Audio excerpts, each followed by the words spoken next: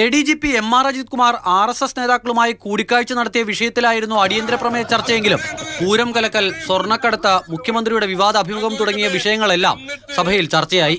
BJP കേരളത്തിനെതിരെ പ്രയോഗിക്കുന്ന ആയുധമാണ് ഹിന്ദു ദിനപത്രത്തിൽ മുഖ്യമന്ത്രി പറഞ്ഞതായി അച്ചടിച്ചു വന്നതെന്നും നടപടി വേണമെന്നും പ്രതിപക്ഷം ആവശ്യപ്പെട്ടു. എന്തിനാണ് കേരളത്തിലെ മുഖ്യമന്ത്രി RSS നേതാക്കളെ കാണാൻ ഈ അജിത് കുമാറിനെ പറഞ്ഞു? ദേശവിരുദ്ധ പ്രവർത്തനത്തിന് ഫണ്ട് ചെയ്യുന്ന സ്ഥലമാണ് എന്ന BJPയുടെ ക്യാമ്പയിൻ. അങ്ങനെയുള്ള ഒരു വിഷയം മുഖ്യമന്ത്രിയുടെ പേരിൽ വന്നവരെ നിങ്ങൾ എന്തുകൊണ്ട് ശിക്ഷിക്കുന്നില്ല? അവരെ നിങ്ങൾക്ക് എന്തുകൊണ്ട് നടപടിയെടുക്കുന്നില്ല? ADGP RSS നേതാക്കളെ കണ്ടത് സംബന്ധിച്ച് ഇന്റലിജൻസ് റിപ്പോർട്ട് ഇല്ലെന്ന് മന്ത്രിമാരായ P രാജീവും MP രാജേഷും പറഞ്ഞു. മുഖ്യമന്ത്രിക്ക് ഇന്റലിജൻസ് റിപ്പോർട്ട് ലഭിച്ചു എന്നത് കെട്ടിച്ചമച്ച പ്രചാരണമാണെന്നും മന്ത്രിമാർ വ്യക്തമാക്കി. അങ്ങ് ഈ സഭയിൽ വളരെ ആധികാരികമായി പറയുന്നു.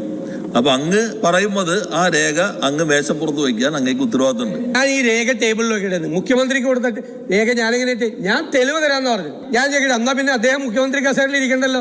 മലപ്പുറം ജില്ല രൂപീകരിച്ചപ്പോൾ കുട്ടി പാകിസ്ഥാൻ എന്ന് വിളിച്ചത് കോൺഗ്രസുകാരാണെന്ന KT ജലീലിന്റെ പ്രസ്താവന സഭയെ ബഹളത്തിൽ മുക്കി. മലപ്പുറം ജില്ലാ രൂപീകരണത്തിനെതിരായി ജനസംഘത്തിന്റെ കൂടെ ചേർന്ന് എന്തിനാണ് ഈ കുട്ടി പാകിസ്ഥാൻ എന്ന് ചോദിച്ച ആളുകളാണ് കോൺഗ്രസുകാർ.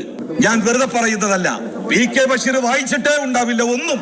അതുകൊണ്ട് അദ്ദേഹത്തിന് ആ കാര്യം അറിഞ്ഞുകൊള്ളണം എന്നില്ല. PK ബഷീർ വായിച്ചോ, PK ബഷീർ വായിച്ചില്ലേ?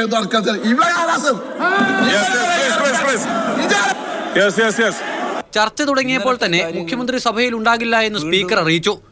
ഡോക്ടർമാർ ശബ്ദവിശ്രമം നിർദ്ദേശിച്ചതിനാലാണ് മുഖ്യമന്ത്രി സഭ വിട്ടത്. ADGP വിഷയം ചർച്ചയ്ക്കെടുത്ത ദിവസം തന്നെ മുഖ്യമന്ത്രിക്ക് ആരോഗ്യ പ്രശ്നം ഉണ്ടായത് യാദൃശ്ചികമായിരിക്കാമെന്ന N ശംസുദ്ദീൻ നടത്തിയ പരാമർശത്തിൽ സ്പീക്കർ അതൃപ്തി രേഖപ്പെടുത്തി. ഇന്നിപ്പോ ബഹുമാനപ്പെട്ട മുഖ്യമന്ത്രിയുടെ ദേഹാശ്വാസ്യവും മറ്റൊക്കെ നിങ്ങൾ പറഞ്ഞു.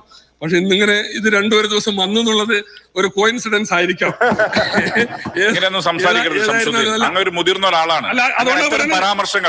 ആരോഗ്യപരമായ കാരണങ്ങൾ പരാമർശിക്കാൻ പാടില്ല. സ്പീക്കറുടെ ഡയസിൽ കയറി പ്രതിഷേധിച്ച് MLA-മാരെ താക്കീത് ചെയ്യാനുള്ള മന്ത്രി MP രാജേഷ് അവതരിപ്പിച്ച പ്രമേയം സഭ അംഗീകരിച്ചു. പ്രതിപക്ഷത്തിന്റെ വിയോജിപ്പോടെയാണ് പ്രമേയം അംഗീകരിച്ചത്. മാത്യു കുഴൽനാടൻ, IC ബാലകൃഷ്ണൻ, അൻവർ സാദത്ത്, സജീവ് ജോസഫ് എന്നിവരെയാണ് താക്കീത് ചെയ്തത്. നിയമസഭയിൽ നിന്നും അമൽ തേനമ്പറമ്പിൽ, മാതൃഭൂമി ന്യൂസ്.